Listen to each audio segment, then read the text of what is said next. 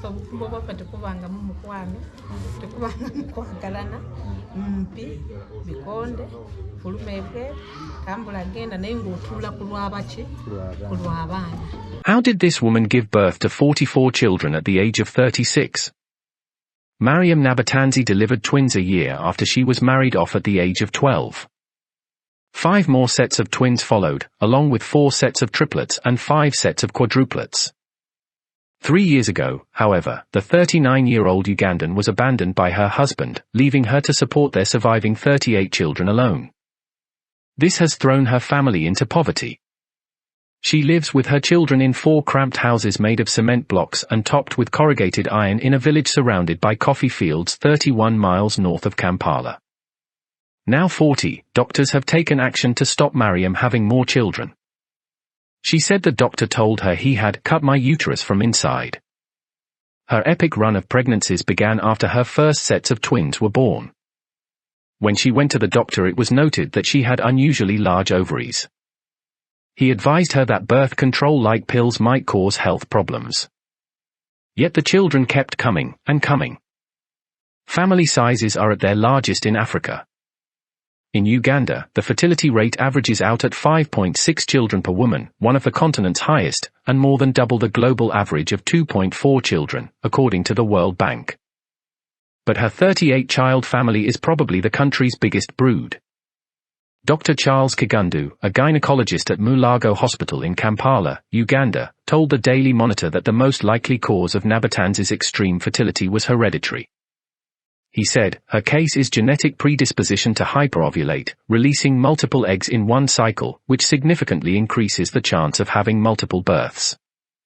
It is always genetic.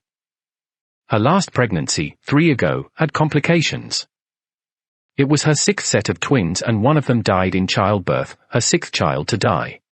Then her husband, often absent for long stretches, abandoned her. His name is now a family curse. Nabatanzi refers to him using an expletive. I have grown up in tears, my man has passed me through a lot of suffering, she said during an interview at her home, hands clasped as her eyes welled up.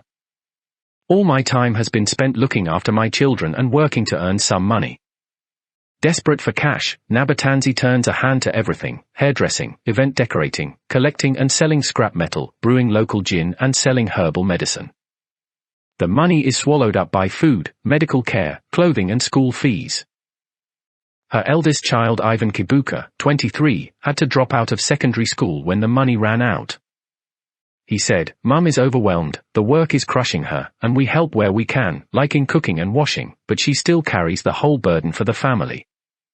I feel for her. Nabatanzi's desire for a large family has its roots in tragedy. 3 days after she was born, Nabatanzi's mother abandoned the family, her father, the newborn girl and her 5 siblings. She just left us, said Nabatanzi somberly, as some of her ragged children played on the dirt floor while others did chores. After her father remarried, her stepmother poisoned the 5 older children with crushed glass mixed in their food. They all died. Nabatanzi escaped because she was visiting a relative, she says. I was 7 years old then, too young to even understand what death actually meant. I was told by relatives what had happened, she said. She grew up wanting to have 6 children to rebuild her shattered family. Providing a home for 38 children is a constant challenge. 12 of the children sleep on metal bunk beds with thin mattresses in one small room with grime-caked walls. In the other rooms, lucky children pile onto shared mattresses while the others sleep on the dirt floor. Older children help look after the young ones and everyone helps with chores like cooking. A single day can require 25 kilograms of maize flour, Nabatanzi says. Fish or meats are rare treats. A roster on a small wooden board nailed to a wall spells out washing or cooking duties. On Saturday we all work together, it reads. Having endured such a hard childhood herself, Nabatanzi's greatest wish now is for her children to be happy. I started taking on adult responsibilities at an early stage, she said. I have not had joy, I think, since I was born. Her kids are housed, looked after, not hungry, and clothed. She's doing an amazing job and everybody can learn something from her. Wiping away the tears. Now that is a strong woman. She's giving everything so that her kids can have a better life. She is amazing. This woman holds herself with dignity and strength. Admirable, she takes care of herself and all of them, even if she was abandoned, she isn't abandoning them. It's amazing how even with the poor conditions they have such amazing skin. Meanwhile in America they make us think teenagers having acne is normal. The food here is poison. I just love how much this woman loves all her kids despite her own experience as a child. And I agree with the comments that her kids are well taken care of and she's doing amazing as a mother. I'm amazed. And yes, she has an amazingly healthy body. My darlings, this woman is far from normal, but child marriages must be stopped.